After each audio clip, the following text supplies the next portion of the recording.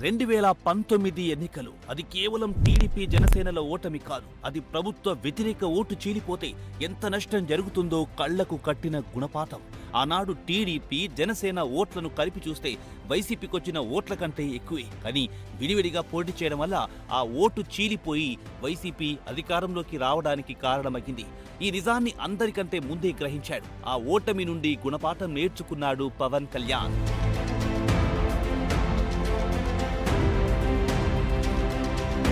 ఆ ఓటమి తర్వాత పవన్ కళ్యాణ్ ఒకే మాటపై నిలబడ్డారు. ఈసారి ప్రభుత్వ వ్యతిరేక ఓటును 1% కూడా చీల్చనివ్వను. ఇది ఆయన పదే పదే చేసిన ప్రతిజ్ఞ. ఈ మాట అనడం సులభం, కానీ ఆచరించడం కష్టం. ఎన్నో విమర్శలు, ఎన్నో అవమానాలు, ఎన్నో ఒత్తిళ్లు. అయినా ఆయన వెనక్కి తగ్గలేదు. ఆ వ్యక్తిగత ఇమేజ్ను, తన పార్టీ భవిష్యత్తును పణంగా పెట్టి రాష్ట్ర భవిష్యత్తు కోసం ఒక త్యాగానికి సిద్ధపడ్డాడు.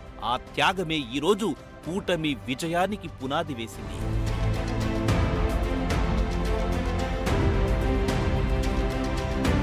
ఎన్నికల ఫలితాలు పవన్ కళ్యాణ్ వ్యూహానికి, ఆయన ప్రతిజ్ఞకు అద్దం పట్టాయి. 2019లో జనసేనకున్న ఓటింగ్ శాతం ఈసారి టీడీపీ తోడవడం, అది ఒక అఖండ విజయంగా మారింది. గణాంకాలు అబద్ధాలు చెప్పవు. ఆ చీలిపోయిన ఓటు కలవడం వల్లే ఈ చారిత్రక విజయం సాధ్యమయ్యిందని రాజకీయ విశ్లేషకులు అంగీకరిస్తున్నారు. ఈ విజయం వెనుకున్న అసలు సిసలైన man of the match Pawan Kalyan.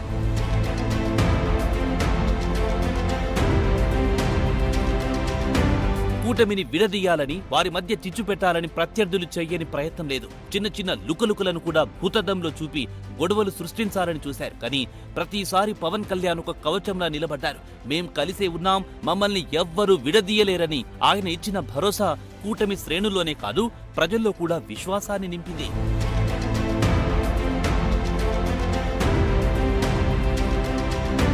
మేం మరో 15 ఏళ్ల అధికారంలో ఉంటాం అనే పవన్ కళ్యాణ్ మాటను కొందరు అహంకారంగా చిత్రీకరించారని చూశారు. కానీ అది అహంకారం కాదు, అది పవన్ కళ్యాణ్ ఈ కూటమికిచ్చిన ఆత్మవిశ్వాసం. తన లాంటి నిస్వార్థ నాయకుడి అండ ఉన్నంత వరకు, ఈ ప్రభుత్వం ప్రజల కోసం పనిచేస్తున్నంత వరకు తమనెవ్వరూ కదిలించలేరనే ధీమా అది.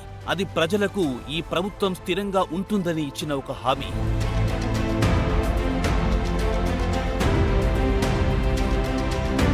ఈరోజు ఈ ప్రభుత్వంలో పవన్ కళ్యాణ్ కేవలం ఒక భాగస్వామి కాదు, ఆయన ఒక బ్రాండ్. నిజాయితీకి, నిబద్ధతకు, మాట మీద నిలబడే తత్వానికి ఆయన ప్రతీక. ఆయన ప్రభుత్వంలో ఉన్నారనే భరోసాతోనే లక్షలాది మంది యువత, ప్రజలు ఈ కూటమికి ఓటు వేశారు. ఆయన ఈ ప్రభుత్వానికి ఒక నైతిక బలం, ఒక రక్షణ కవచం.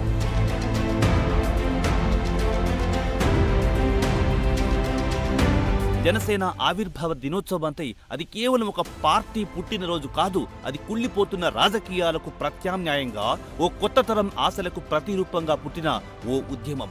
ఆ ఉద్యమానికి ఊపిరి పవన్ కళ్యాణ్. ఆయన ఉన్నంత వరకు జనసేన ఆశయం బతికే ఉంటుంది, ప్రజల పక్షాన పోరాడుతూనే ఉంటుంది.